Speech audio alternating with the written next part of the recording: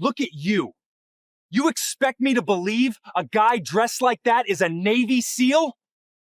Officer, I'm not going to argue with you about who I am. Nobody's buying the tough guy act. You're nothing but a liar, and everyone here can see it. On your knees, poser. This little fantasy ends today. Everest shoved him down by the shoulder. Roger hit the asphalt on both knees. 3 miles away, a classified federal flag had just triggered inside Naval Special Warfare Command. The consequences were already in motion. Everest had no idea who he was forcing to kneel. Before continuing, comment where in the world you are watching from and make sure to subscribe because tomorrow's story is one you can't miss. The parking lot at Riverside Mall smelled like hot asphalt and fast food. It was the kind of Saturday afternoon that made you want to be anywhere with air conditioning. Cars crawled through the lot looking for spaces. Families dragged kids toward the entrance. A food truck near the east side blasted old R&B from a busted speaker. Roger Deverone didn't notice any of it. He moved through the noise the way he moved through everything. Quietly, deliberately, like a man who had already accounted for every variable. He was 44 years old, built like something carved rather than grown, with broad shoulders that filled out his light blue t-shirt without trying. His jeans were clean. His boots were worn. There was nothing on him that announced who he was. No uniform, no rank, no insignia. Just a big, calm man loading shopping bags into the bed of his pickup truck on a Saturday. His daughter Daisy walked beside him, a gift bag swinging from her wrist. She was 18 years old and had just started her first semester of college, and she talked about her classes the way some kids talk about a new world they'd just been handed the keys to. My government professor told the whole class that the Fourth Amendment was mostly theoretical at this point, she said, shaking her head. Mostly theoretical. Like it's just someone's opinion. Roger set the last bag down and almost smiled. What did you say? I said, with respect, that depends entirely on who's being searched. She grinned. He didn't love that. No, Roger said. I imagine he didn't. He closed the tailgate. The truck was parked near the far end of the lot, away from the crowd. That was deliberate. Roger Deverone did not park in the middle of things if he could help it. Old habit. He was reaching for his keys when the cruiser rolled up. It came in slow, too slow, the way a car moves when the driver has already decided something before he stops. It pulled alongside Roger's truck, at an angle that wasn't quite blocking him, but wasn't quite not blocking him either.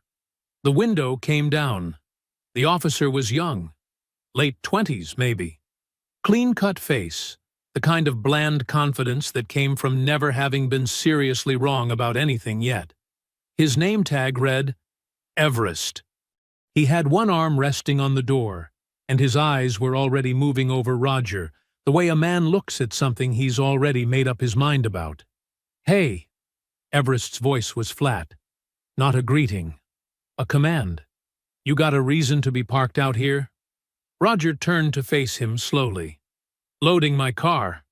I can see that. Everest's eyes dropped to Roger's forearm. The trident tattoo. Dark ink against brown skin. Just visible below his sleeve. Something shifted in Everest's expression. A flicker of something. Not recognition. The opposite of recognition. That a Navy tattoo? That's right. Everest tilted his head. Looked Roger up and down once, the way you look at something that doesn't quite add up. ID, he said. Roger was still. Can I ask why? Because I'm asking. Everest's jaw tightened. Simple enough for you? Daisy had gone quiet beside him. Roger could feel it without looking. The shift in her breathing. The way she went still the way a kid goes still when they realize the adult world is uglier than anyone warned them. She was 18 years old. This was not a lesson she should have been learning in a mall parking lot on a Saturday afternoon.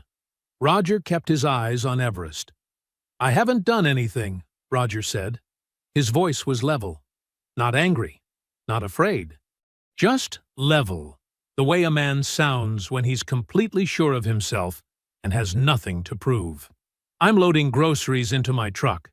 You want to tell me what this is about? Everest's eyes went back to the tattoo. He leaned forward slightly, and the corner of his mouth pulled into something that wasn't quite a smile. What unit? He said.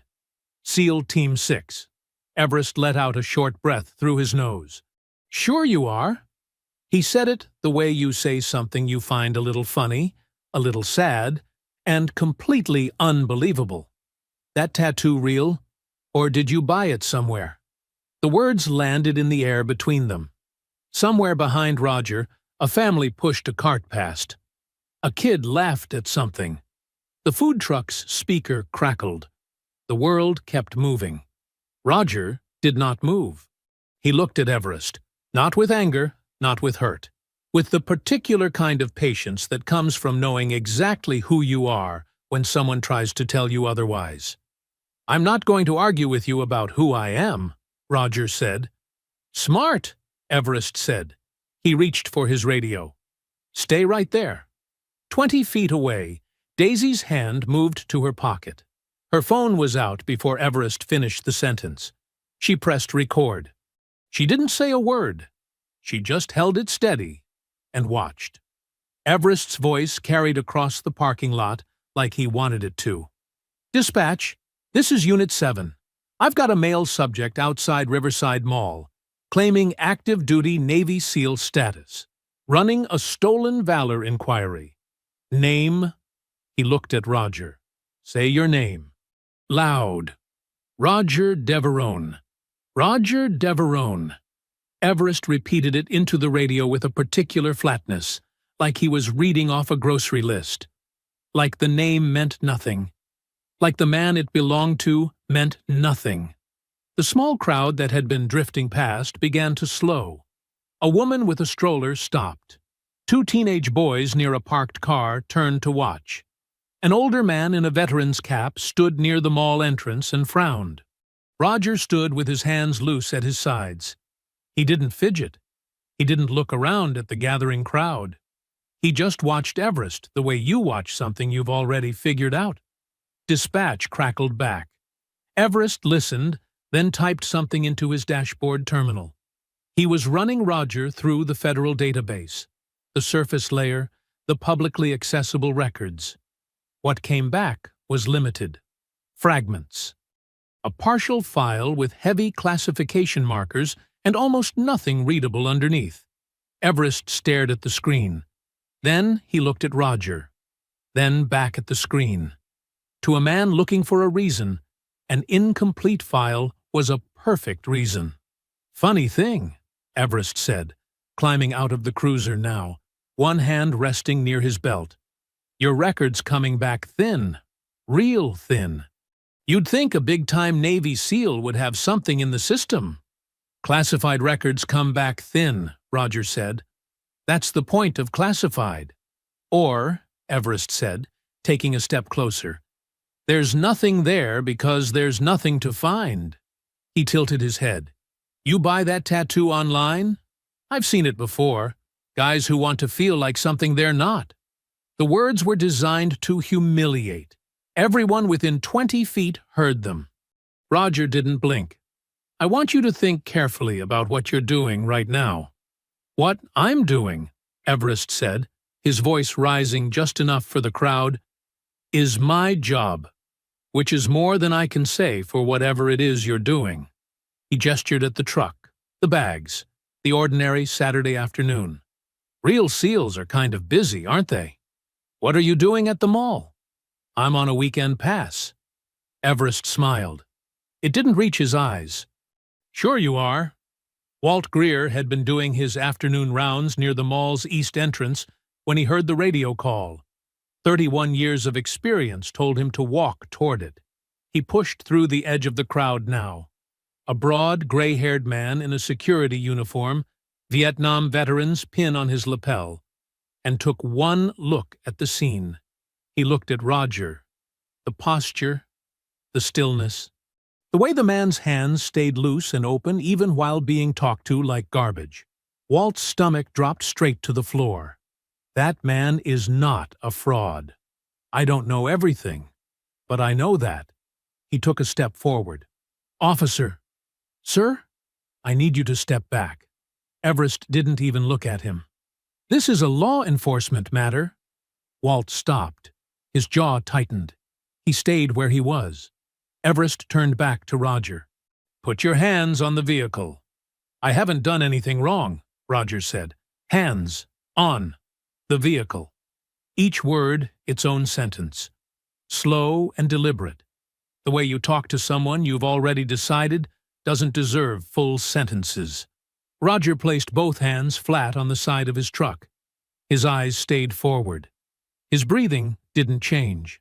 Everest moved behind him. You think wearing a trident makes you something special? I've seen 100 guys like you. All mouth, no record. He grabbed Roger's wrist, then the other. The handcuffs clicked into place. Stolen valor is a federal offense. You understand that? Roger said nothing. Everest gripped his shoulder and turned him around to face the crowd, like he was presenting something, like he wanted everyone to see. Then he pushed, not hard enough to hurt, but hard enough to make a point. And Roger went to his knees on the hot asphalt. An active-duty United States Navy SEAL Master Chief. 2 bronze stars. A Purple Heart. On his knees in a mall parking lot while strangers watched. The crowd had gone very quiet. Roger looked up. Not at Everest. He found Daisy's face in the crowd. Her phone still raised, her eyes wet, but her hands completely steady. He looked at her for one long moment. Then he looked at Everest. You have 30 seconds, Roger said quietly, before this gets very complicated for you. Everest crouched down to eye level, put his face 6 inches from Roger's. Is that a threat? No, Roger said. It's a courtesy. Everest stood up and laughed. Actually laughed. He looked around at the crowd like he was inviting them to share the joke. Nobody laughed with him. Everest's radio crackled. He straightened up, still smiling from his own joke, and keyed the mic on his shoulder. Unit 7, go ahead. Unit 7, we've completed the federal name check on your subject. A pause, longer than normal. The kind of pause that meant something was happening on the other end that the dispatcher wasn't quite sure how to say out loud. There are classification markers on this file, Officer Everest. Heavy ones. We're flagging it up the chain. Everest's smile didn't disappear exactly. It just stopped moving. Copy that, he said, like it meant nothing. Like flagging a heavily classified federal file was a routine Tuesday. Roger was still on his knees. The asphalt was brutal in the afternoon heat, radiating up through his jeans. He didn't shift. He didn't wince. He had kneeled in worse places than this. On rocky ground in the dark. In freezing water. In places that didn't have names on any map most people ever saw. A mall parking lot in Virginia was nothing. He watched Everest and waited. The crowd hadn't left. If anything, it had grown. The older man in the veteran's cap had moved closer. Walt Greer stood at the edge of the circle, arms folded, eyes moving between Roger and Everest with the steady attention of a man keeping score. 40 seconds passed. Then a minute. Then Everest's personal cell phone rang. Not his radio. Not dispatch. His personal phone. The one in his front left pocket. The one that buzzed with a number he didn't recognize. He looked at the screen. No caller ID, just a string of digits he didn't know. He almost let it go to voicemail. Something made him answer. Everest. His voice was still steady, still confident. What came back stripped both of those things away in about 4 seconds. Officer Everest. The voice was a woman's, clipped, precise, and carrying the particular kind of authority that doesn't need to raise itself to be heard. This is Rear Admiral Samantha Wakefield. Naval Special Warfare Command. You are currently detaining Master Chief Roger Deverone, United States Navy, SEAL Team 6, active duty. He holds 2 Bronze Stars, a Purple Heart, and a Navy Cross. He is on authorized weekend leave from Naval Amphibious Base Little Creek and is currently due back on base tomorrow at 0600. A half-second pause. Release him. Right now. The color left Everest's face, like someone had pulled a drain. The crowd couldn't hear the words, but they could see his face. The woman with the stroller saw it. The teenage boys saw it. Walt Greer saw it, and felt something loosen in his chest. Not relief? Not yet, but the first suggestion of it. Daisy saw it too. She kept the phone steady. Everest turned slightly away from the crowd, dropping his voice. "Ma'am, I'm conducting a legitimate—" "You are detaining an active-duty United States Navy SEAL Master Chief in a shopping mall parking lot, based on an incomplete database return on a classified file." Admiral Wakefield's voice did not change in volume or temperature. It didn't need to. That file is classified because the work he does for this country requires it to be. Release him immediately, or I will be on the phone with your chief of police, your city manager, and the Department of Justice before you finish your next sentence. 3 seconds of silence. Everest's jaw worked. His free hand opened and closed at his side. Every single person watching could see something was wrong. They just didn't know the shape of it yet. I need to verify. You have been verified, Officer Everest. By me. Personally. Release him. What happened next would define everything that followed. Everest looked at Roger, still on his knees, hands cuffed behind his back, watching Everest with an expression that gave away absolutely nothing. He looked at the crowd. He looked at the phone in his hand, and he hung up. He actually hung up. He pocketed the phone, turned to the backup unit that had just rolled into the lot, and walked toward his colleague with his shoulders squared. "That was a prank call," he said, just loud enough for the other officer to hear. "Probably one of his buddies trying to run interference. We're taking him in." Walt Greer heard it. His chin dropped to his chest. He closed his eyes for just a moment. Then he pulled out his own phone. Everest gripped Roger by the arm and walked him toward the cruiser. Roger went without resistance, controlled, deliberate, not giving Everest a single thing to use against him. At the cruiser door, Roger turned his head and found Daisy in the crowd one more time. She was still recording. Eyes wet, hands rock steady. He gave her the smallest nod in the world. Keep rolling. The door closed. Walt Greer stood in the parking lot staring at the cruiser as it pulled away, his phone in his hand, his face carved into something between fury and grief.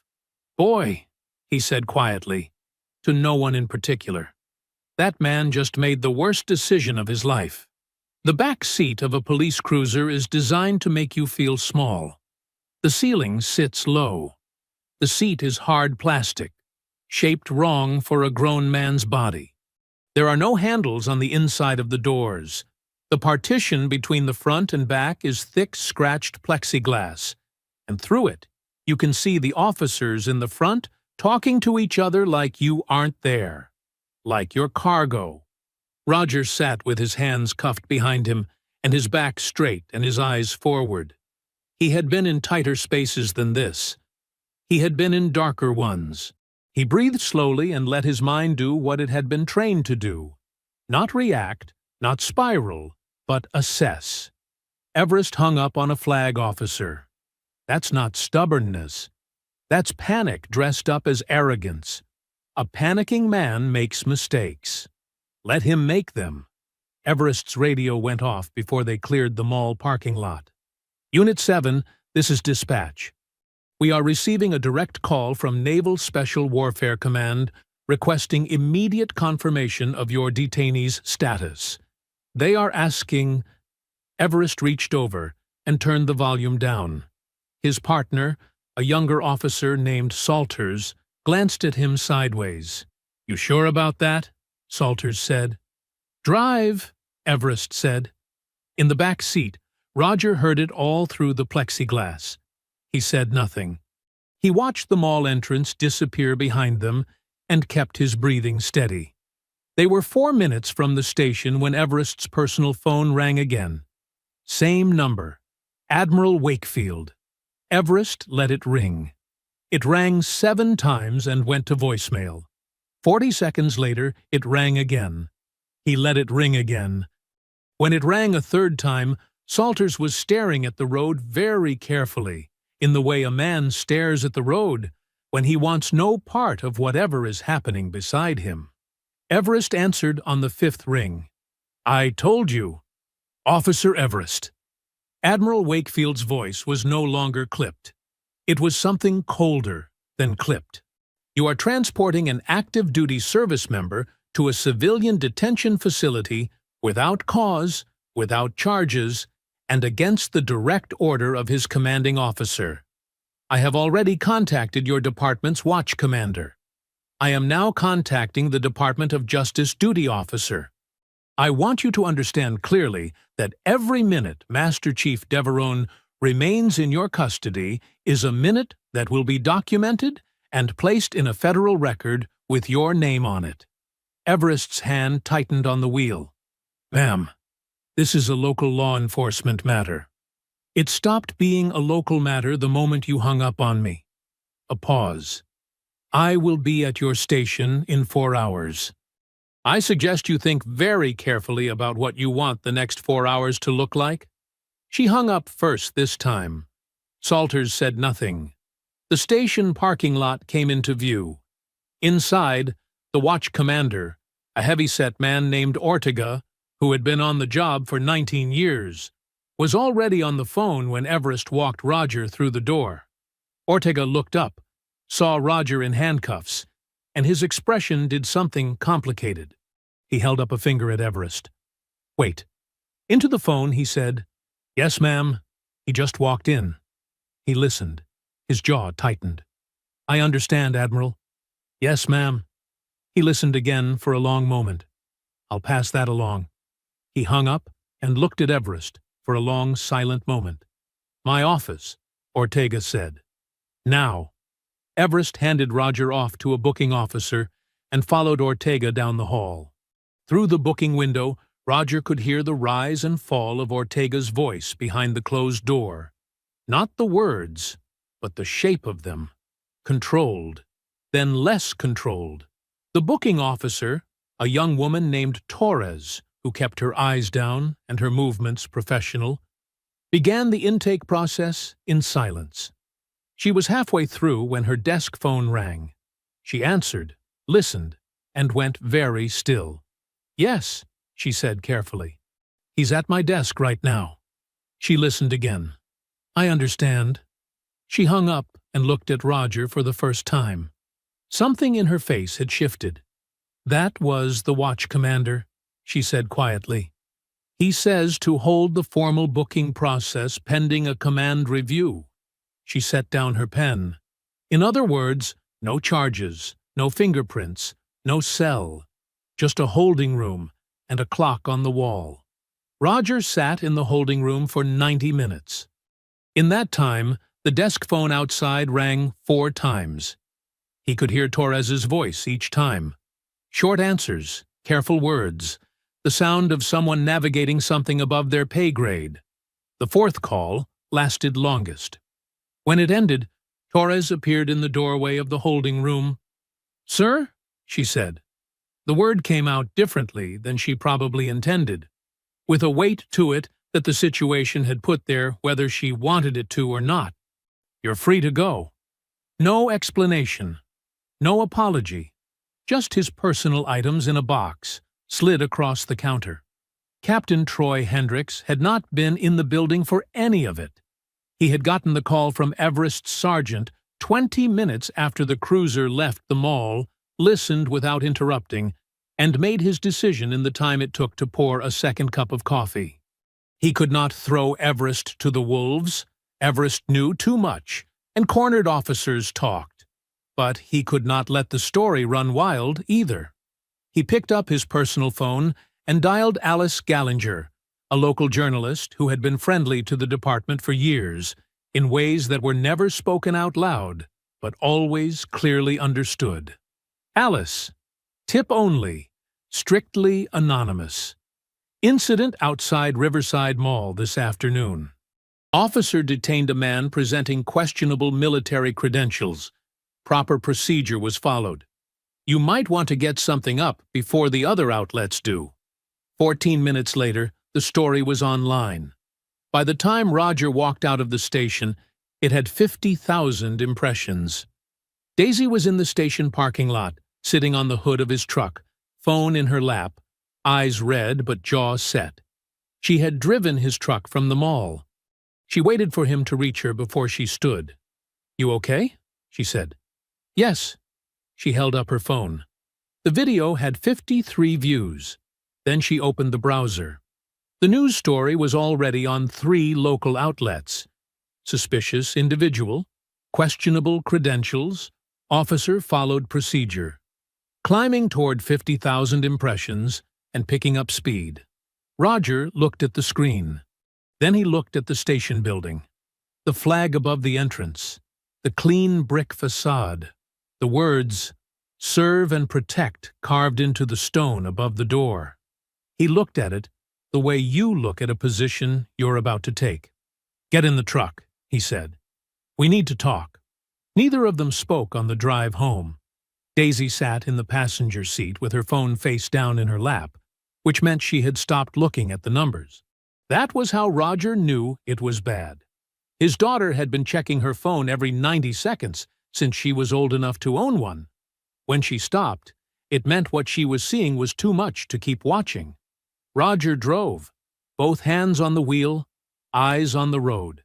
The Saturday evening traffic moved around them, families heading to dinner, kids in back seats, a world continuing on without any awareness that something had just happened in a mall parking lot that was not going to unhappen quietly.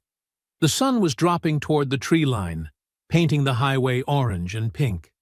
It looked almost peaceful. It wasn't. Daisy made dinner while Roger sat at the kitchen table and said nothing. She moved around the kitchen with the focused energy of someone who needed to do something with her hands. She made rice and chicken, nothing complicated, just food for the sake of having something to do that wasn't looking at her phone. She set a plate in front of her father and sat down across from him. Roger looked at the plate. Then he looked at his daughter. She had her mother's eyes. Sharp, dark, and completely incapable of hiding what was behind them. Right now, what was behind them was a mixture of anger and something younger than anger. Something that hadn't hardened yet. He had been trying to protect her from that feeling her whole life. "Eat," he said. "Dad!" "Eat first. Then we talk." She ate. So did he. The kitchen was quiet, except for the hum of the refrigerator and the occasional car passing outside. When the plates were half empty, she put down her fork. "They're calling you a liar," she said. "On the internet. People who don't know you, who weren't there, who didn't see anything. They're just calling you a liar because some article told them to." "I know. That's not okay." "No," Roger said. "It's not." He pushed his plate aside and folded his hands on the table. "Pull up everything you can find on Officer Everest. Complaints. Disciplinary records. Anything public. You know how to run a record search. You did it for your government class last semester." Daisy looked at him for a moment. Then she picked up her laptop. It took her 40 minutes. Roger cleared the table, washed the dishes, and made 2 cups of coffee while she worked. When he set one in front of her, she didn't look up. He sat down and waited. When she finally looked up, her face had changed. The younger thing behind her eyes had hardened into something else entirely. "3 complaints," she said. She turned the laptop toward him. "All filed within the last 4 years. All against Everest specifically. All dismissed by Captain Hendricks within 72 hours. She pointed at the screen. "This one, The complainant was a retired Army Ranger, 51 years old. Said Everest detained him outside a gas station and accused him of fraud for wearing a unit T-shirt. She scrolled down. This one, postal worker, 47. Detained outside his own apartment building.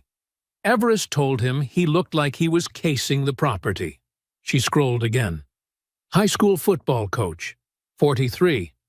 Pulled over for driving 10 miles under the speed limit because Everest said he looked nervous. Roger read each entry carefully. He didn't rush. All black men, Daisy said quietly. All over 40. All dismissed before they could go anywhere. The kitchen was very still. Roger closed the laptop gently. He picked up his coffee cup and looked at the window above the sink, where the last of the evening light was fading to dark. He thought about those three men, the ranger, the postal worker, the coach.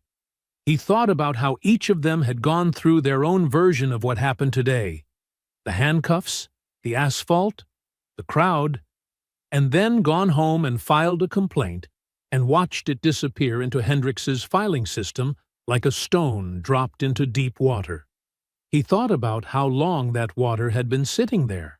His phone buzzed on the table. He looked at the screen. Admiral Wakefield. He answered on the second ring. Admiral. Her voice was tight and controlled in the way it gets when a person is angry but has decided that anger is a tool to be used carefully. Roger. I've been on the phone with the watch commander at Fairfield PD for the last 2 hours. They are not cooperating. Hendrix is managing this, and he's doing it well. Official channels are going to take time. I understand, Roger said. A pause. How are you? Clear, he said, which was the truest thing he could have told her. She was quiet for a moment. Don't do anything that gives them ammunition. I won't. He looked at Daisy across the table. But I'm not going to do nothing. He ended the call and set the phone down. Daisy was watching him. She had her mother's eyes and her father's jaw, and the particular combination of the two meant she was not going to be talked out of whatever she had already decided. Get me a lawyer, Roger said. Daisy already had the laptop open. The office of Romina Marcelin, attorney at law, was on the 3rd floor of a building that had seen better decades. The elevator worked only sometimes, so Roger and Daisy took the stairs. The hallway smelled like old carpet and printer ink. The frosted glass on the office door had her name in plain black letters, no flourishes, no tagline, nothing that needed to advertise itself. Roger noticed that. He respected it. Inside, the walls told the story. 30 years of cases, framed and hung without particular order. Newspaper clippings, court documents, photographs of clients standing outside courthouses with expressions that ranged from exhausted relief to outright joy. There were more clippings than photographs, which meant more fights than victories. But every single one of them had been fought. You could feel that in the room. The particular weight of a place where people had come when they had nowhere else to go, and found someone who didn't turn them away. Romina Marcelin stood when they entered. She was 58 years old, medium height, with close-cropped gray hair, and reading glasses pushed up on her forehead, like she'd forgotten they were there.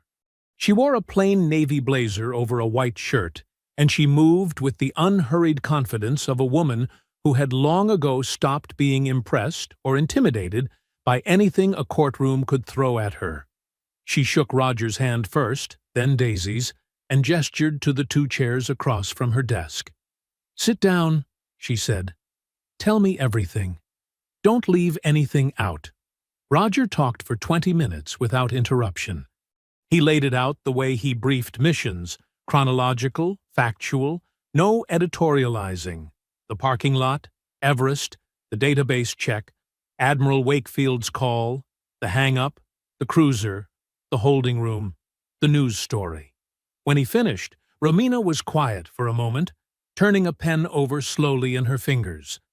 Then Daisy slid the laptop across the desk and showed her the 3 complaints.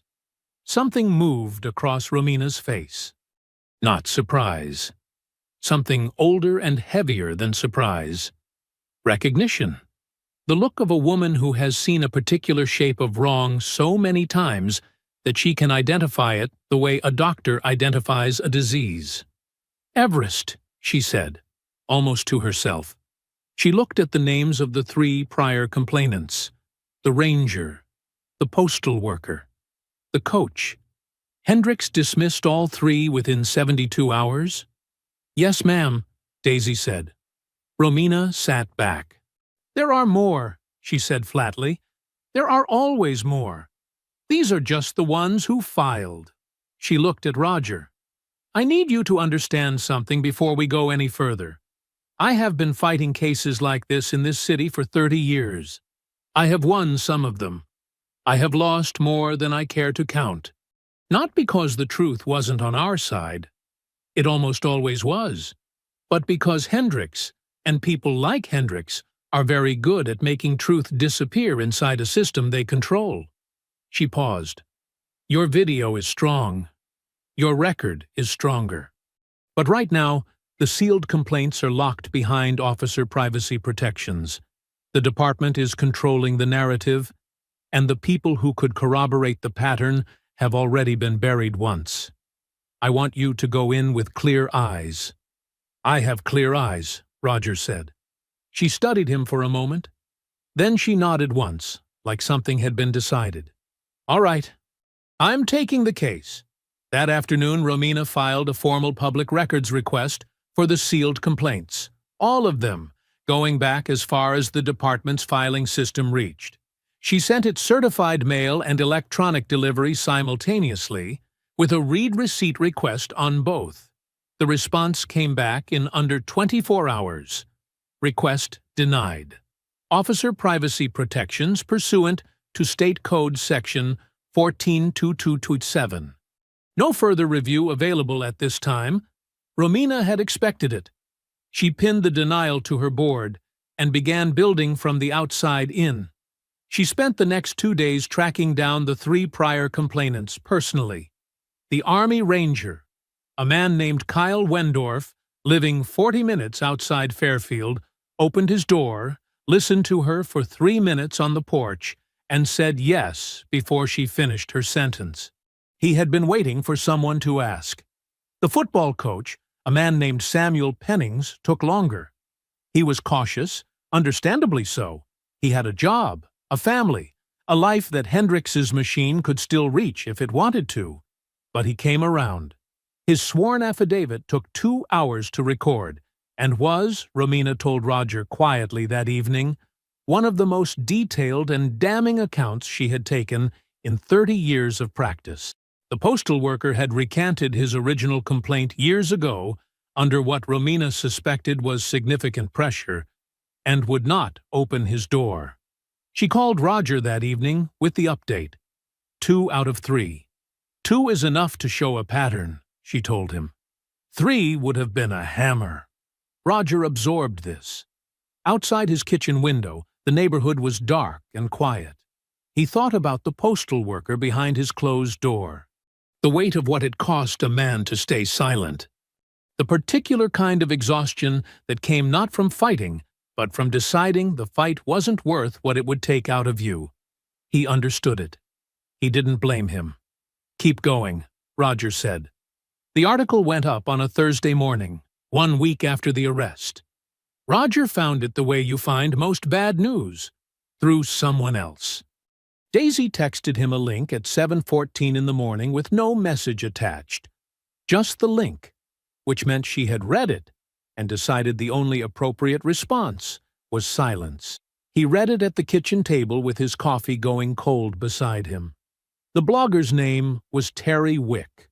He ran a local news site called Fairfield First that sat somewhere between neighborhood newsletter and police union mouthpiece, depending on the week. The piece was titled, Pentagon Rallies Around Man Whose Military Record Raises Questions. It was 4 paragraphs long, and every single one of them was a careful, deliberate knife. The first paragraph summarized the arrest.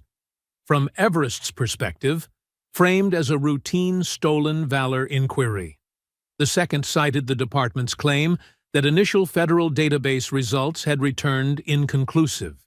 The third quoted an anonymous source, a senior department official, which meant Hendricks or someone Hendricks had briefed, suggesting that the Pentagon's rapid response was less about Rogers' credentials and more about institutional loyalty. When one of their own gets questioned, the anonymous source said, the military tends to circle the wagons. That's not verification. That's protection. The fourth paragraph didn't make any direct accusations. It didn't need to.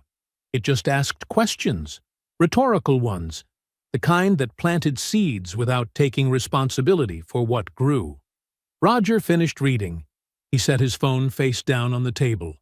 He picked up his coffee, found it cold, and set it back down. He thought about the three men whose complaints had been buried. He wondered if any of them had gotten their own version of this article. He suspected they had. By noon, the piece had been shared 11,000 times. By 3 in the afternoon, Roger's name was trending on local social media. By evening, it had crossed into national feeds, picked up by 2 larger outlets that repackaged Wick's framing without any additional reporting. The comment sections were brutal. Strangers who had never been to Fairfield, Virginia, who knew nothing about Roger Deverone beyond what Terry Wick had given them, wrote things that Roger read once and did not read again. A neighbor, a man named Gerald who lived 3 houses down and had waved at Roger from his driveway for 6 years, left a folded note in the mailbox. Roger opened it at the end of the driveway. It said, "Some of us work hard for what we claim to be." He folded it back up and put it in his pocket and walked inside. Daisy was at the kitchen table with her laptop, jaw tight, typing something. "I'm writing a response." "Don't," Roger said. She looked up. "Dad." "Not yet. Anything we put out right now feeds the cycle. We wait." He sat down across from her. "Romina is building the case. Admiral Wakefield has already gone on record. Let the record speak." Admiral Wakefield's statement had gone out that morning through a military affairs reporter named James Kasner, who covered naval special warfare for a mid-sized national publication. 3 sentences, formal and precise. Master Chief Roger Deverone was an active-duty United States Navy SEAL currently assigned to Naval Amphibious Base Little Creek. His service record was verified, decorated, and beyond question. The suggestion that his credentials were in any way uncertain was factually incorrect. It should have ended the conversation. By 4 in the afternoon, Hendricks's PR contact had reframed it entirely. The Admiral's statement became evidence not of truth, but of institutional loyalty. "The Pentagon is circling the wagons," one outlet repeated, almost word for word from Wick's piece. Another ran the headline, "Military brass intervenes in local police matter." But questions remain. Roger watched the Admiral's 3 careful, truthful sentences get swallowed by the machine and turned into something unrecognizable, and understood something clearly. The truth was not going to save him on its own. The truth needed a vehicle, and the vehicle needed to be stronger than the machine trying to stop it. That evening he called Walt Greer. Walt answered on the second ring, like he'd been expecting the call. Roger didn't waste time on small talk. "You were there," Roger said. "You saw everything." "Every bit of it," Walt said. "I need to meet with you. In person. Not on the phone." A short pause. "I figured you'd call eventually." Walt's voice carried something that Roger couldn't quite name. Not just willingness, but readiness. Like a man who had been holding something in both hands for a very long time and had been waiting for someone to help him set it down. "Come tomorrow morning. I'll have coffee on." "I'll be there," Roger said. He hung up and sat in the quiet kitchen for a long moment, the folded note from Gerald still in his pocket, the cold coffee still on the table. Then he got up, poured the coffee down the drain, and went to bed. He had an early morning. Walt Greer's house sat at the end of a short street, lined with oak trees that had been there longer than any of the houses around them. It was a modest place, single-story, clean white siding, a concrete porch with 2 chairs that had seen a lot of mornings. A Vietnam Veterans of America flag hung beside the front door, sun-faded but carefully maintained, the way veterans maintain things. Not for show, out of habit, out of respect for what the object represented, even when nobody was watching. Walt was already on the porch when Roger pulled up. He had 2 mugs of coffee ready on the small table between the chairs. He stood when Roger got out of the truck, and the 2 men shook hands the way men shake hands when they've already sized each other up and found nothing to worry about. "Figured you'd be on time," Walt said. "Always," Roger said. They sat down. The morning was cool and quiet. Oak leaves moved in the slight breeze. Down the street a dog barked twice and stopped. For a few minutes they just drank their coffee and let the neighborhood wake up around them. And Roger appreciated that Walt wasn't the kind of man who felt the need to fill silence. Then Walt set down his mug and started talking. He had been a Fairfield police officer for 11 years. Started at 24, the year after he came back from Vietnam, because law enforcement seemed like a logical place for a man who knew how to follow orders and stay calm under pressure. He had believed in it. That part was important. Walt said it plainly and without embarrassment. He had genuinely believed in what the badge was supposed to mean. In 1993, he had been assigned a patrol route on the east side of Fairfield. His partner at the time was an officer named Cresswell, younger than Walt, louder, the kind of man who used the uniform the way a bully uses size. In February of that year, Walt had witnessed Cresswell detain and physically assault a black man outside a convenience store for no reason that held up under any honest examination. Walt had filed an internal complaint. 6 months later, Walt Greer was no longer a Fairfield police officer. No formal termination. Just a slow, deliberate process of reassignments, poor evaluations, denied requests, and manufactured pressure that made it clear, without ever saying it directly, that there was no longer a place for him in that department. He resigned on a Tuesday morning and never looked back. But he kept everything. "My wife thought I was crazy," Walt said, almost smiling. "Said I was holding on to the past. Maybe she was right." He stood up from the chair. "Come with me." The garage was neat and organized in the way that suggested Walt had a system for everything and had maintained it for decades. Tools on pegboards, shelves of labeled boxes, a workbench with nothing on it that didn't belong. In the back corner, on the lowest shelf, sat a gray fireproof box with a combination lock. Walt knelt down, worked the combination from memory, and lifted the lid. Inside, organized in labeled folders, was 31 years of documentation.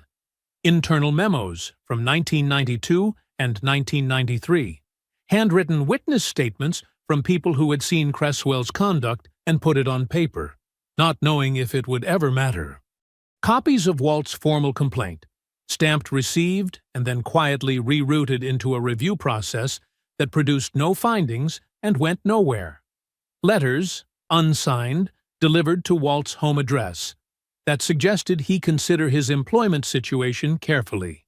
His own notes, written in a small, precise hand, recording dates and times and names and conversations. And underneath all of it, a separate folder that Walt had compiled over the years since. Newspaper clippings, public records, documented incidents involving the Fairfield PD that bore the same fingerprints as what he had witnessed in 1993. A pattern that didn't start with Hendricks and wouldn't end with Everest without something strong enough to break it at the root. Roger sat on an overturned crate and read for 2 hours. Walt didn't rush him. He made more coffee, brought it out, and let Roger work through the folders in silence. Occasionally, Roger would stop at a document and look at it for a long time without speaking. Walt recognized the look. It was the look of a man building a structure in his head, placing each piece where it fit. When Roger finally closed the last folder, he sat quietly for a moment. "Why didn't you take this somewhere before now?" he said. Walt leaned against the workbench. "I tried. Twice. In 1998 and again in 2007. Both times I got as far as a preliminary meeting with an investigator and then nothing. No standing, they said. No current complainant with active legal representation." He looked at the box. "What I had wasn't enough on its own. It needed to be attached to something alive."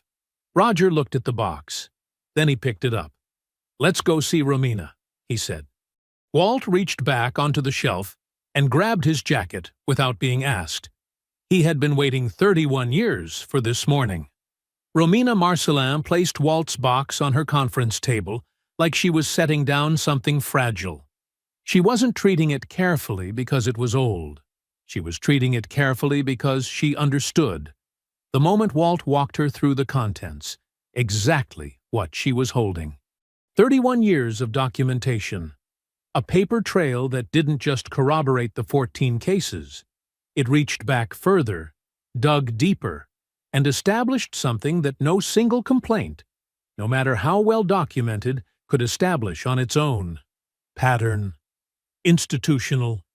Decades deep. She read for an hour while Roger and Walt sat across the table and drank the coffee her assistant brought in. When she finally set the last folder down and looked up, she allowed herself something Roger had not seen from her before. A full smile. Unhurried and real. "This," she said, "changes the shape of everything." The same afternoon, Daisy re-uploaded the video. Not the clipped version that had circulated the first time. The full unedited recording. 12 minutes and 47 seconds of footage that began with Everest rolling up in his cruiser and ended with the doors of the police car closing on her father. She wrote a detailed caption from memory, laying out every beat of what happened in plain language a 12-year-old could follow. She tagged 3 veterans advocacy organizations, 2 civil rights networks, and a military affairs journalist named James Kasner, who had already shown he was willing to report straight. Then she put her phone down and went to make dinner. 2 hours later, she picked it up again, and the numbers had stopped making sense. Roger was in the living room reading when Daisy appeared in the doorway, holding her phone out with both hands, like it was something she had caught and wasn't sure what to do with. "Dad," she said. He looked at the screen. 2,100,000 views. Climbing while he watched. He handed the phone back without changing his expression, but he sat up a little straighter. By morning, it was 4 million. A veterans advocacy group with 3 million followers had shared it with a single line of caption. "This man served this country for 22 years. Watch what happened to him on a Saturday afternoon." The comments weren't just supportive. They were volcanic. Veterans, fathers, retired law enforcement officers who knew exactly what proper conduct looked like and were saying so loudly. The football coach, Samuel Pennings, posted his own statement from his personal account, confirming that he had experienced something similar at Everest's hands and had a sworn affidavit on file with Romina Marcelin. His post got shared 60,000 times by the following afternoon. Everest was placed on administrative leave by end of business that day. Hendricks released a statement. Careful, measured, sorrowful in the practiced way of a man who has released a lot of careful statements, saying the department took all allegations seriously and would conduct a full internal review. He did not mention Walt Greer's box. He did not mention the 14 sealed cases. He expressed confidence in his department's commitment to justice with the ease of a man who has said those words so many times they have stopped meaning anything to him. Romina Marcelin's office phone rang for 6 hours straight. She let her assistant handle the calls and kept working. News trucks appeared outside the Deveroni house on a Tuesday morning. Roger looked at them through the kitchen window while he made coffee, then turned away and made breakfast. Daisy wanted to go outside and talk to them. Roger told her to wait. "One interview," he said. "We choose the outlet, we choose the timing, and we stay on the facts. Nothing else." They chose James Kasner. The interview took 40 minutes. Roger sat in his living room in a plain gray shirt and answered every question in the same level. Precise voice he used for everything. He didn't perform outrage. He didn't cry. He simply told the truth, in order, with the calm of a man who knows that the truth is already enough if you let it speak without decoration. The piece ran the next morning. The comments sections filled with people who had never been to Fairfield, Virginia, but knew exactly what they were looking at. That evening, Roger and Daisy sat at the kitchen table. She was scrolling through messages. Strangers writing to say they saw him. They believed him. They had their own version of this story. Her face was cautiously open in a way it hadn't been since the parking lot. "It's working," she said. Roger looked at the numbers. He nodded slowly, but he didn't smile. He had been in enough operations to know the difference between the enemy retreating and the enemy consolidating. Hendricks had gone quiet. Everest was off the street. The review was announced. Quiet wasn't the same as finished. "Maybe," he said. "Stay sharp." The press conference started at 2 in the afternoon. Roger watched it on the kitchen television with a cup of coffee he didn't drink. Daisy sat beside him, laptop open, monitoring the social media response in real time. The screen showed a podium with the Fairfield PD seal on the front, a row of officers in dress uniforms standing behind it, and Captain Troy Hendricks walking up to the microphone with the measured, unhurried stride of a man who had decided exactly how this was going to go. Hendricks was good at this. That was the honest truth of it. He was polished in the way that some men are polished, not through genuine grace, but through years of practice at making ugly things look presentable. He wore his dress uniform. His silver hair was neat. His expression was calibrated somewhere between gravely serious and quietly compassionate. The precise emotional coordinates of a man who wants to appear as though something genuinely difficult has been carefully and responsibly resolved. He cleared his throat and began. After a thorough and independent internal review of the events of Saturday the 14th, this department has found no evidence of misconduct on the part of Officer Eric Everest. Hendricks paused, letting the sentence settle. Officer Everest followed established detention protocols in response to an unverified credential presentation in a public space. His actions were consistent with department guidelines and reflected appropriate exercise of officer judgment. He talked for 11 minutes. He used the word process 14 times. He used the phrase due diligence 9 times. He talked about the difficulty of law enforcement in a complicated world. He talked about the importance of not letting, and here he looked directly into the camera with the practiced sincerity of a career politician. The passions of the moment override the integrity of process.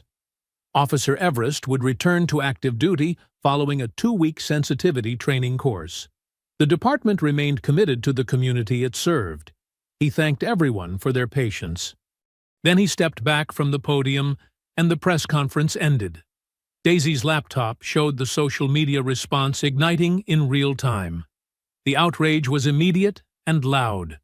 Romina Marcelin's office phone was already ringing before Hendricks reached the door. James Kasner was typing.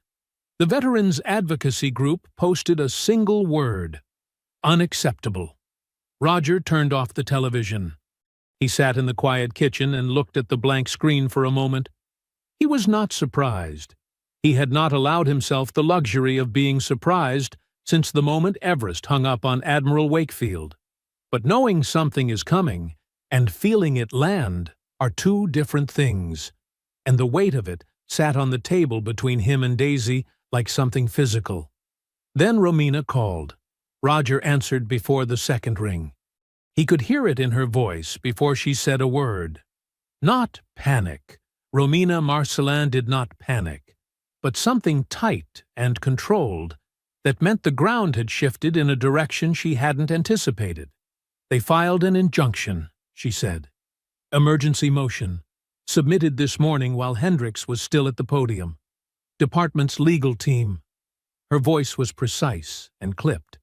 A judge granted it 40 minutes ago. All sealed complaint files, including the 14 we identified through the federal subpoena request, are now legally blocked from release under expanded officer privacy protections. Walt's documents are inadmissible in local proceedings, pending a source authentication review that could take 6 to 8 months. She paused. I didn't know the motion had been filed. I should have. That's on me. Hendricks moved faster than I expected. Roger said nothing. The 2 affidavits from Kyle Wendorf and Samuel Pennings are still valid, Romina continued. But without the sealed files to establish the broader pattern, 2 affidavits aren't sufficient on their own for the civil case I was building. The injunction effectively walls off the core of our evidence. Another pause. I'm sorry, Roger. Don't be sorry, Roger said. What do we do next? A beat of silence. I need to think. Give me tonight. He hung up and set the phone on the table. Daisy had heard enough through the speaker to understand. Her laptop was still open, but her hands had gone still on the keyboard. The comments sections were full of fury. Strangers demanding justice. Veterans posting their own stories. People who had been following this case for 2 weeks and were now watching the system do exactly what systems do when they feel threatened. Outside the kitchen window, the neighborhood was the same as it always was. Same houses, same street, same ordinary Tuesday evening in Fairfield, Virginia. Hendricks had announced his city council campaign 30 minutes after the press conference ended. Roger had seen it on Daisy's screen. The timing was not accidental. The press conference wasn't just a conclusion, it was a launch. Roger looked at the blank television screen. Then he picked up his phone and called Admiral Wakefield. Admiral, he said, I need to ask you something. Admiral Wakefield picked up on the first ring. That meant she had been waiting for the call. Roger noted that without saying anything about it. He sat at the kitchen table with the blank television screen across from him and laid everything out the way he always did. Chronological, factual, nothing left out, and nothing added for effect. The injunction, the timing, the 14 sealed files now locked behind expanded privacy protections. Walt's documents suspended in a source authentication review that would take the better part of a year. 2 affidavits that were strong individually, but insufficient without the broader pattern evidence to anchor them. Hendricks at a podium announcing a city council campaign 30 minutes after the press conference that buried the investigation. He talked for 8 minutes without interruption. When he finished, Admiral Wakefield was quiet for a moment. Not the quiet of someone searching for words. The quiet of someone who has already found them and is deciding the order. Tell me what you're asking for, she said. One thing, Roger said. The truth in the right hands at the right time. Wakefield told him she could not release his classified service record to the press. That was a boundary with institutional walls around it that neither of them had the authority to move. But that was not what Roger was asking for, and they both knew it. What Roger was asking for was the thing that only Wakefield could provide. And she had been turning it over in her mind since the moment Everest hung up on her in that parking lot. She explained it carefully, because it was important that Roger understood every dimension of what she was describing. As the commanding officer of an active-duty service member, not a veteran, not a retiree, but a currently serving Master Chief on authorized leave from an active naval installation, she had clear and documented standing to formally request a federal civil rights audit of the Fairfield Police Department through the Department of Justice. The grounds were specific and airtight. A civilian law enforcement officer had wrongfully detained an active-duty United States Navy SEAL on American soil, had deliberately disregarded a direct order from that service member's flag officer to release him, and had subsequently facilitated a coordinated effort to discredit that service member's federal record. That was not a local matter. It had never been a local matter. A federal civil rights audit carried something that no local court injunction could touch: independent subpoena power. It didn't need the sealed complaint files from Hendrix's filing system. It didn't need to navigate the source authentication review holding Walt's documents. It went around all of it, through a door that the department's legal team had no key to and no authority to lock. "How long does the request take?" Roger asked. "I file it by end of business tomorrow," Wakefield said. "The DOJ duty officer has already been briefed. I spoke with him the night of the arrest, and again after the injunction was granted this afternoon." A pause. "This is going to move fast, Roger. Faster than Hendrix is expecting. He thinks he's sealed every door." "He missed one," Roger said. "He missed one," she confirmed. Her voice carried something that was not quite satisfaction, but was in the same neighborhood. "Make sure your attorney is ready. The auditors will want full cooperation from your legal team from day one." "She'll be ready," Roger said. "One more thing." Wakefield's tone shifted slightly, still formal, but with something underneath it that was not strictly professional. "What you did out there, in that parking lot, the way you conducted yourself." She stopped. "A lot of men would have broken, would have given them something to use. Wouldn't have helped anyone," Roger said. "No," she said. "It wouldn't have." Another pause. "Get some sleep. Tomorrow, this starts moving." Roger ended the call and set the phone on the table. Daisy was in the doorway, arms folded, having heard enough to read the shape of the conversation without needing the words. She had her mother's eyes, and right now they were asking a question. "Well?" she said. "Federal audit," Roger said. "DOJ, independent subpoena power, goes around the injunction entirely." Daisy was quiet for a moment, processing. "How soon?" "Request filed tomorrow. After that?" He picked up his phone again and dialed Romina Marcelin. She answered on the second ring, and he could hear from the sound of her office that she was still at her desk, still working, refusing to let the injunction be the last word on this day. "Romina," he said, "clear your calendar for the next 3 weeks. Federal auditors are coming." A long pause on the other end of the line. Then Romina Marcelin laughed, short and sharp and genuinely surprised. And Roger heard in it 30 years of cases and more losses than wins, and the sound of a woman who had never stopped believing that the right door existed somewhere and had just been told where it was. "I'll be ready," she said. They arrived on a Wednesday morning, 3 days after Admiral Wakefield filed the request. 2 of them. A man and a woman, both in plain dark suits, both carrying standard-issue federal document cases, both moving through the Fairfield PD's front entrance, with the particular unhurried confidence of people who already knew exactly what they were going to find and were simply there to document it in the correct order. Their names were Auditor Rivers and Auditor Castillo. They showed their DOJ credentials at the front desk, stated their purpose in flat professional sentences, and asked to be taken to the Records Division. The desk officer called Hendrix. Hendrix called his legal team. His legal team called the DOJ field office to verify the audit's authority, and was informed, in equally flat professional sentences, that the audit operated under independent federal subpoena power, and that the local court injunction protecting the sealed complaint files had no jurisdiction over a federal civil rights proceeding. The sealed files were subject to immediate federal subpoena. Compliance was not optional. By 10:15 that morning, Rivers and Castillo were in the records room with 14 folders on the table in front of them. Romina Marcelin had been at her office since 7.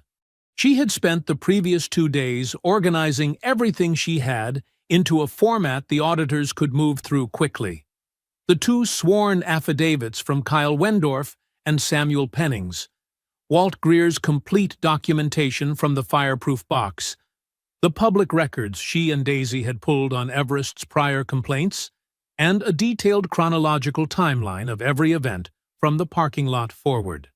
She had slept 4 hours a night and eaten at her desk and told her assistant to hold every call that wasn't Roger or the DOJ. Rivers called her at 10:45. "Ms. Marcellin, we'd like to schedule a formal evidence submission meeting for this afternoon if you're available." "I'm available right now," she said. The meeting lasted 3 hours. Romina walked the auditors through Walt's box folder by folder, the same way Walt had walked her through it, chronologically, methodically, letting the documents speak. Rivers took notes in a small, precise hand. Castillo photographed every page with a federal document scanner. Neither of them reacted visibly to anything, which Romina had expected. Federal auditors were trained to receive information without signal. But when Romina laid out the 1993 documentation, Walt's original complaint, the internal memos, the unsigned letters sent to his home address, Castillo paused the scanner for just a moment. "This goes back further than our initial scope," she said. "Yes," Romina said. "It does." Castillo looked at Rivers. Something passed between them that wasn't a word. They kept going. That evening, Rivers and Castillo reviewed Daisy's full, unedited video footage. Not the viral clip. The complete 12-minute and 47-second recording that Daisy had uploaded the second time. The one that started before Everest rolled up and ended after the cruiser pulled away. Romina had submitted it as part of the evidence package that afternoon. They watched it twice. The second time, Castillo stopped the footage at the 4-minute and 12-second mark. On the screen, in clear daylight, with ambient crowd noise in the background and Daisy's steady hand keeping the frame locked, Everest stood beside the cruiser with his personal phone at his ear. His face had gone pale. His free hand opened and closed at his side. And then, in full view of the camera, he pulled the phone away from his ear and pressed the red button. He hung up on a flag officer issuing a direct order to release an active duty service member. On camera, in broad daylight, in front of 24 witnesses. Castillo marked the timestamp. Rivers wrote 3 lines in his notebook and underlined the last one twice. What had begun as a civil rights case had just acquired a criminal dimension. Deliberate obstruction of a federal military commanding officer's direct order was not a departmental matter. It was not something an internal review could dismiss or a local injunction could seal. It sat in a category of federal law that Hendrix's legal team had no tools to touch. Romina's phone rang at 8:15 that evening. She was still at her desk. "Miss Marcellin." It was Rivers. "We'd like to schedule a follow-up meeting tomorrow morning regarding the video evidence, specifically the 4:12 timestamp." "I know the one," Romina said. "We thought you might." A brief pause. "Ms. Marcellin, I'm not in a position to characterize our findings at this stage, but I want you to know that what you've submitted today is comprehensive. We have what we need." Romina hung up. She sat back in her chair and looked at the ceiling for a long moment. The particular posture of a woman who has been carrying something heavy for a long time and has just been told she can set it down soon, but not quite yet. Then she picked up the phone and called Roger. "They found the hang-up," she said. "It's over for him." The call came to Hendrix on a Friday afternoon, 2 weeks into the audit. His legal counsel, a careful man named Booker who had navigated the department through 17 years of difficult situations, called from his car, which meant it was bad enough that Booker didn't want to say it inside a building. "Troy," Booker said, "we need to talk today. Not Monday. Today." Hendrix told him to come to his office. Booker said, "Not the office." He named a diner on the east side of Fairfield that neither of them frequented. Hendricks understood what that meant, too. He drove there alone and found Booker already in a corner booth, a cup of coffee in front of him that he hadn't touched, his briefcase open on the seat beside him. Booker was 61 years old and had the kind of face that didn't show much under normal circumstances. Right now, it was showing something, not panic. Something quieter and more final than panic. Hendricks slid into the booth across from him. Talk. Booker talked for 20 minutes. The auditors had the 14 sealed files, all of them, pulled through federal subpoena before the ink was dry on the local injunction. They had Walt Greer's documents, submitted through Romina Marceline's office, establishing a pattern of institutional conduct that predated Hendricks by nearly 2 decades and ran straight through his tenure without interruption. They had sworn statements from 11 of the 14 original complainants, including the postal worker, who had recanted his original complaint years ago but had given a full account to federal investigators without hesitation, because federal investigators were not the same as the local internal affairs officers who had pressured him the first time. And they had the video.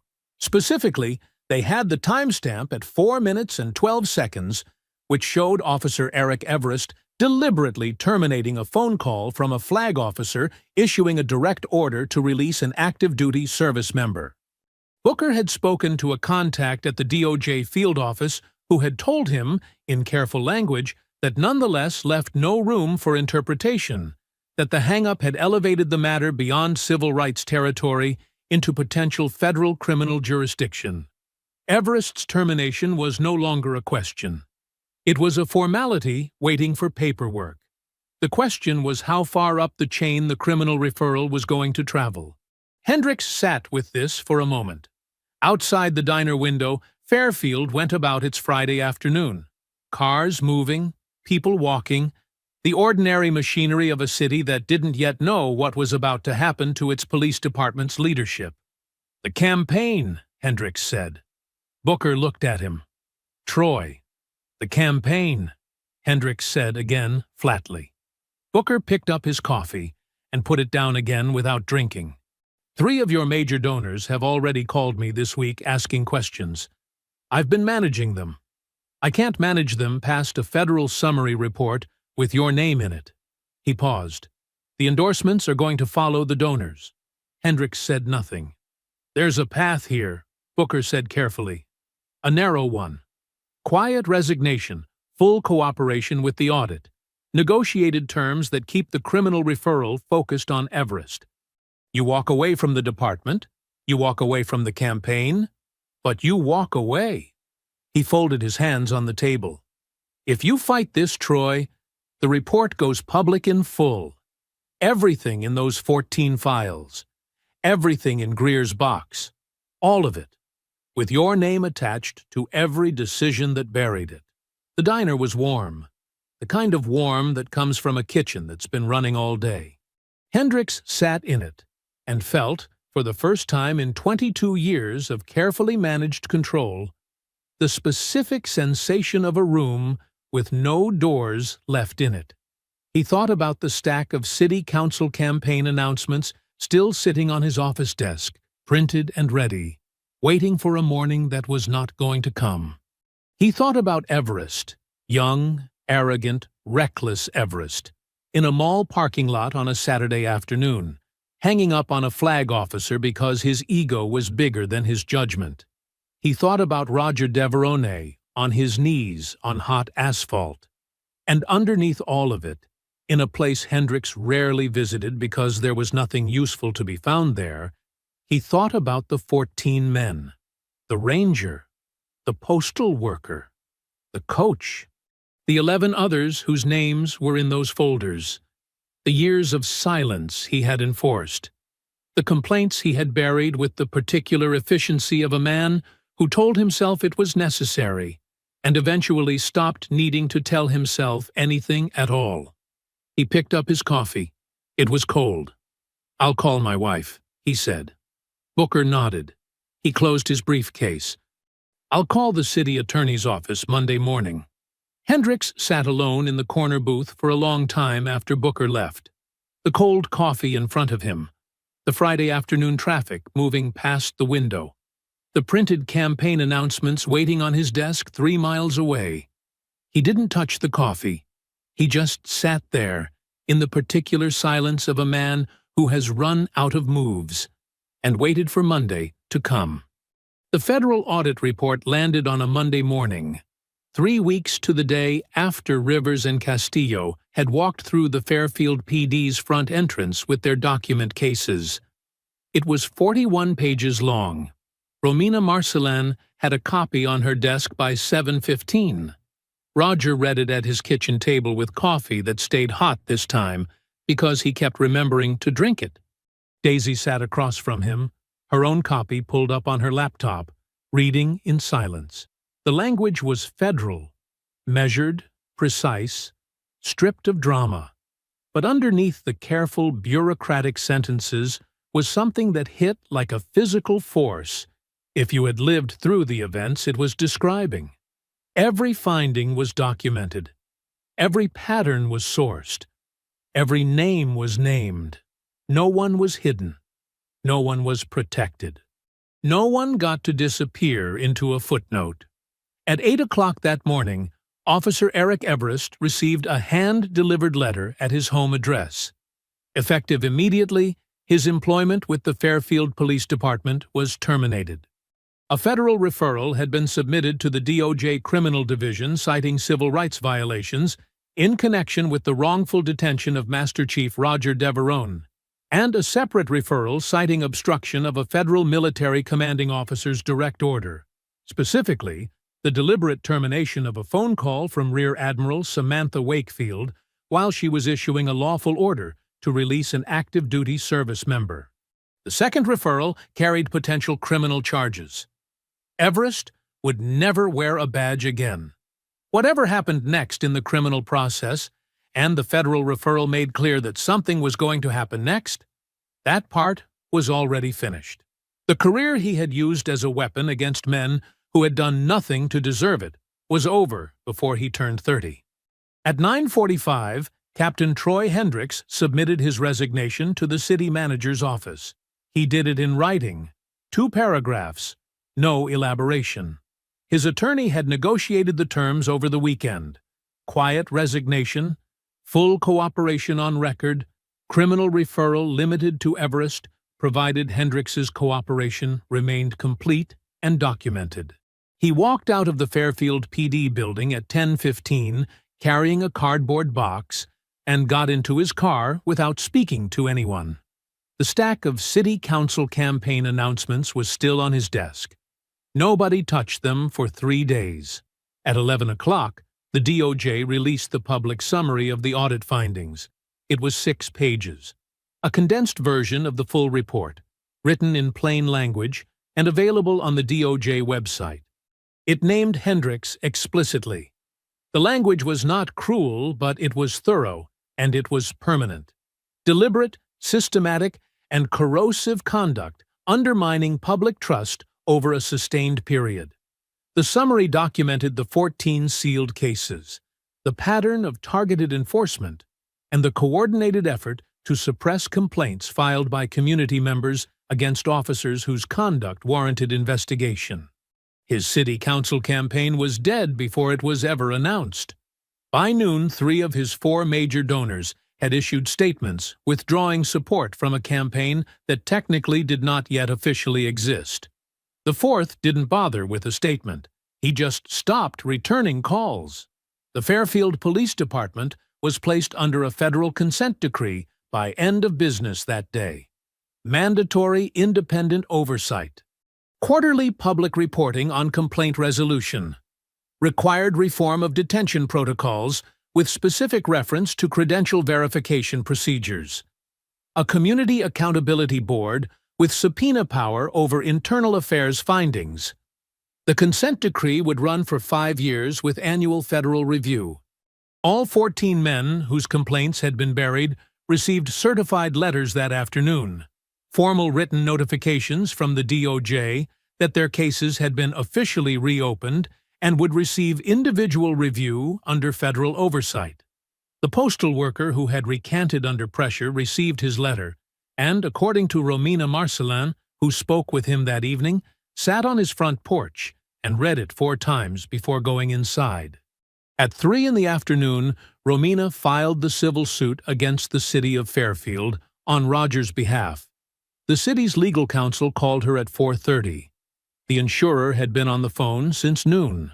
With a federal consent decree in place, a public summary report documenting systematic misconduct, and a civil suit backed by 41 pages of federal findings, the calculus was not complicated. They wanted to discuss settlement terms. Romina told them her client's terms were not negotiable: full financial settlement, individual case resolution for all 14 prior complainants, and a formal public apology from the city.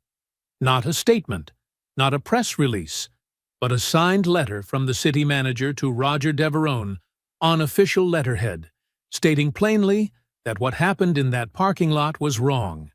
They called back in 2 hours and agreed to all 3. Romina called Roger at 6:15. He was in the kitchen making dinner. Something simple: rice and chicken, the same thing Daisy had made the night the whole thing started. He answered on the second ring. "It's done," Romina said. "All of it." He turned down the stove. "The 14 men?" "Every case individually reviewed and resolved. That was non-negotiable, and it held." Roger was quiet for a moment. Through the kitchen window, the neighborhood was settling into evening. The same houses, the same street, the same ordinary world that had kept moving while all of this happened inside it. "Then we're done," he said. He hung up and stood at the stove for a moment. Then he picked up his phone one more time and sent a single text to Daisy, to Walt Greer, and to Admiral Wakefield. It said, "Tuesday, the parking lot. Bring nothing. Just come." The Riverside Mall parking lot looked exactly the same. That was the first thing Roger noticed when he pulled in on Tuesday afternoon. Same cracked asphalt baking in the afternoon heat. Same food truck near the east entrance. Same busted speaker pushing old R&B into the air. Same families moving in and out of the mall doors with the particular unhurried energy of people who had nowhere urgent to be. The world had not marked what happened here. There was no sign, no shadow, no visible trace of the day a cop had forced an innocent man to his knees in front of strangers. The parking lot didn't know what it had witnessed. But Roger did, and that was enough. He parked in the same spot, the far end of the lot, away from the crowd. Old habit. He got out and stood beside his truck and let the afternoon settle around him. The asphalt was hot through the soles of his boots. He looked at the specific patch of ground where he had knelt, where the handcuffs had clicked into place, where he had looked up at Everest's face and understood with complete clarity that what was happening was wrong, and that it was going to be made right, no matter how long it took. 3 weeks and 4 days. That was how long it had taken. Daisy arrived 2 minutes later, pulling into the space beside him. She got out and stood next to her father and looked at the same patch of asphalt and said nothing for a moment. Then she said, "I keep thinking about that day, how I just stood there." "You didn't just stand there," Roger said. "You held the camera steady for 12 minutes and 47 seconds. That timestamp at 4:12. He looked at her. "That was you." She nodded slowly, took a breath. Walt Greer's car rolled in at 2 minutes past the hour. He moved across the parking lot with the deliberate pace of a 67-year-old man who had learned a long time ago that hurrying rarely improved anything. He was in civilian clothes, no security uniform, no veteran's pin today.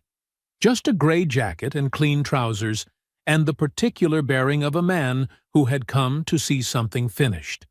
He shook Roger's hand first. Firm. Both hands. The way old soldiers shake hands. "How's your morning?" Walt said.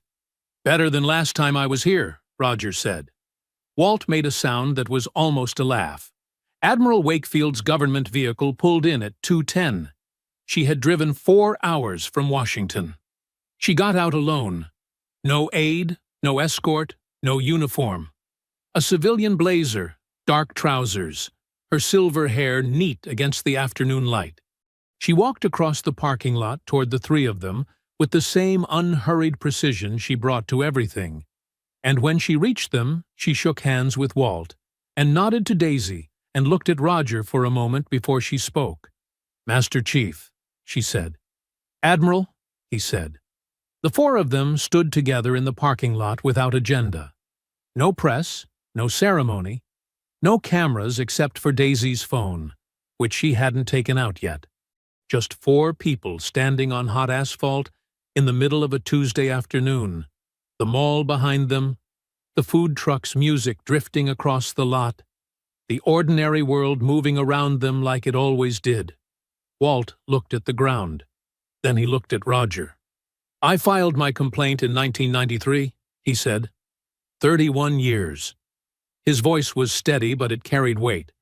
The weight of 3 decades of carrying something that was never supposed to be this heavy and never got any lighter.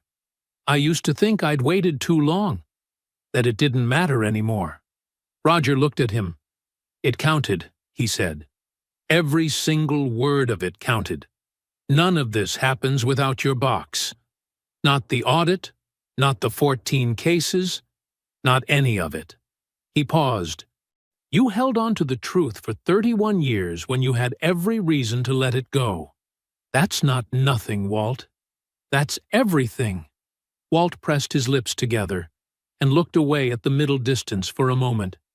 Then he nodded once, the nod of a man who has finally been allowed to put something down.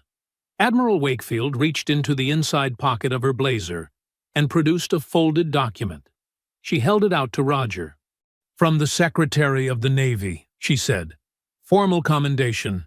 Issued this morning." Roger took it and unfolded it carefully. He read it in silence. The language was official and precise. Exemplary conduct under sustained civil provocation, service to the integrity of those who serve. But underneath the formal words was something that needed no translation. His country, in an official document with a seal on it, was saying plainly, "We know who you are. We always knew." He folded it back along its original creases and held it at his side. Wakefield looked at him. "You didn't have to do this the hard way." Roger looked at the patch of asphalt where he had knelt.